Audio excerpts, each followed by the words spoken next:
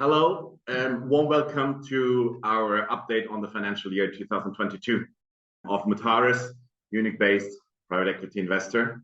And my name is Johannes Laumann. I'm the CIO of the firm, and I'm very happy to present you with the 2022 figures, which was again a record year for us, exceptional on our growth path, and I'm very happy to share more details on the presentation.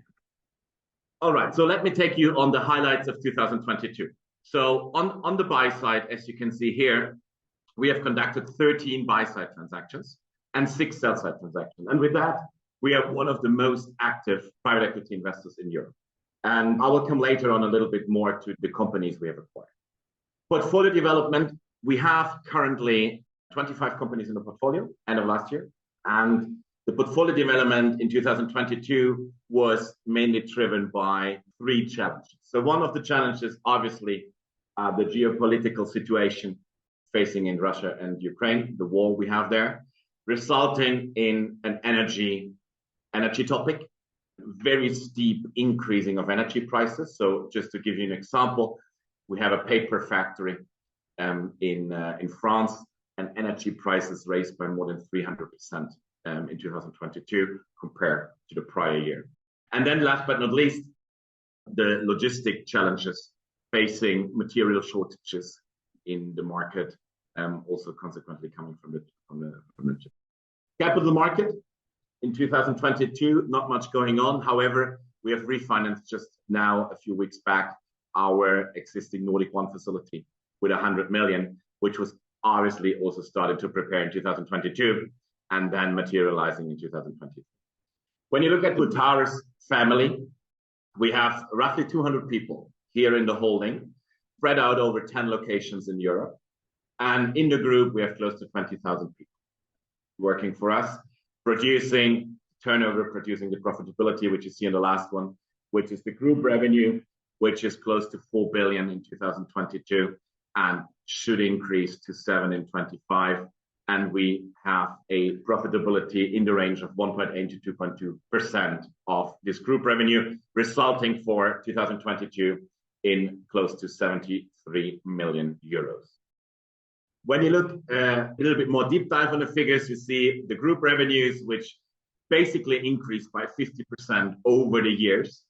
Consequently, also the profitability raised by 50% over the years. You have one of the steepest growth journeys, I think, in the market here.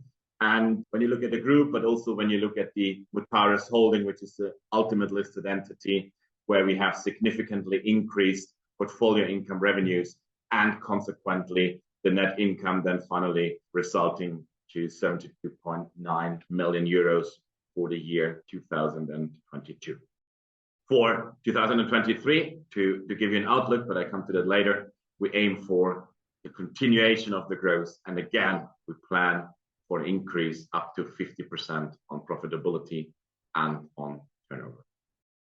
Now, here are a little bit more details. When you look at the group revenues, already mentioned, we want to go from 4 to 7, holding at income 72 to the 1.8 to 2.2, which also consequently increases the earnings per share. However, let me focus a little bit on the left side where you say, what are we doing? So we are European based, which means we acquire companies, we acquire carve-outs from European corporates, privatization of governmental organizations, etc.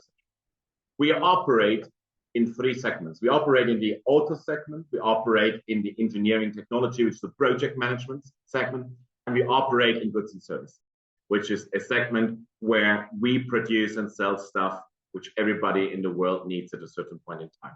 Company sizes typically are 100 million turnover up to 750 in that.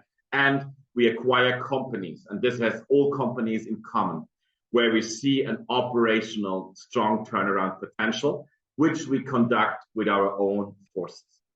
So looking a little bit at the automotive and mobility segment, we basically have 2 large groups in the auto segment. One is the Amaneos group, where we have consolidated plastic injection molding all over the world, 1.2 billion of turnover, all OEMs are our customers, and we are the new kid on the block here.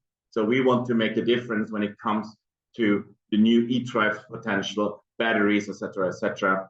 So the e-mobility is one of the major topics on our mind. Then we have the metal group, where we consolidate all our metal and aluminium OEM business. It's close to 800 million group. And then most probably one of the most iconic brands in the two-wheeler business in the world, Peugeot Motosikk, which we acquired recently last year, is the newest kit here when it comes to automotive and mobility. Engineering technology, we have a revenue roughly of 1.1, 1.2 billion in total, where we acquired, especially last year, two major businesses from Siemens Energy. One is the NEM Group in the Netherlands predominantly, and Quascor in Spain. Quascor doing, for example, gas. And then last but not least, the goods and service part, which grew to 1.9 billion. We still have the closing of Arriva, Denmark, Serbia, and Poland outstanding, which will be conducted in May. And to finalize the third segment, maybe a word here on the largest asset we have here, which is Lapeyre. Lapeyre, we are very happy with the development. The B2C segment is a little bit under pressure at the moment. But overall, the business plan we have put down in 2021 when we acquired the business was fulfilled last year. So we met our budget, we met our expectation. And the year entry in 2023 was also according to expectations. So we're very happy with the Lapeyre development. And we have relaunched the brand, we have stabilized the manufacturing side, and we have significantly upgraded the customer experience and sales. So there we are very optimistic to achieve what we have. When you look a little bit on the outlook now, 2023, you see a split here of our current buy-side pipeline, obviously anonymous, but you see here a split. We currently look at 93 projects now. Looking at a project for us means we have an IM, we have an NDA, we look in a data room, we conduct management presentations, we see the management, we go on site in order to make a judgment if we want to make the deal or we don't want to. Those 93 projects consist of 13.3 billion in turnovers, and you see a good split all over the countries we are operating. We have just in 2023 added with Poland, the next country in Europe, where we see great advantages and great opportunities when it comes to further development of our business. Poland, quite industrialized country, where also one of our strengths focus area lies. And then when we look on the exit side, on the outlook 2023, we have conducted already 4 exits in 2023. So Japy, FDT, Lacroix & Kress, and Ganter France. All of them went to strategic. So for example, FDT went to Holcim in the building segment. So there we really focus on the exits. We have currently a sales pipeline of 10 projects, which we want to bring to the market in 2023. At the moment, 4 are out of the market. And especially interesting what we see in the market. So despite inflation, despite increasing of interest rates, despite the uncertainty of geopolitical situations, we see less quantity in the interest on the sales side, but we see a significant increase in quality of the strategics who are bidding. So what we see really is in the live process we're currently running is that you have a strong interest of several strategic for one asset, and they really qualitatively focus in making the transaction happen. So we see an increased strategic interest, less quantity of interest from financial sponsors, etc. But for all the current exits we have live in the game, we see from several strategic and interest in the target, and we see competition. So this is an outlook, so that makes me very confident that 2023 will be also not only on the buy side, but also on the sell side, a very satisfying year for us. And then last but not least, the outlook, already repeat, you see here where we have initiated and where we have our offices. So in each of the countries, we have operational people, and in each of the countries, we have an M&A team on the transaction side. And the plan for the second half of the year 2023 is to also open up, as we have always communicated, that this is the plan for this year, to open up an office in the United States of America, because we see not a massive game changer here, but we see great opportunities to also transport our approach and our business mentality to America.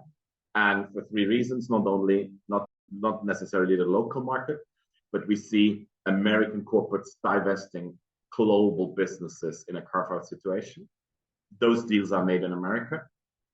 Secondly, we see European corporates divesting their American assets. Those deals are made in America.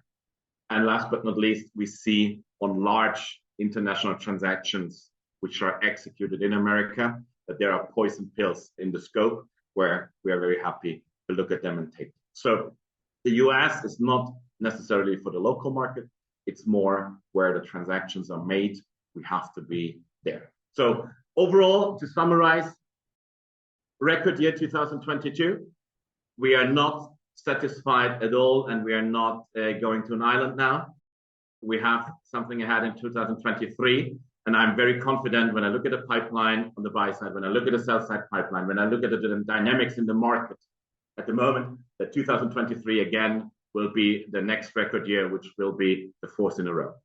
Thank you very much for listening and enjoy your day. Thank you. Bye-bye.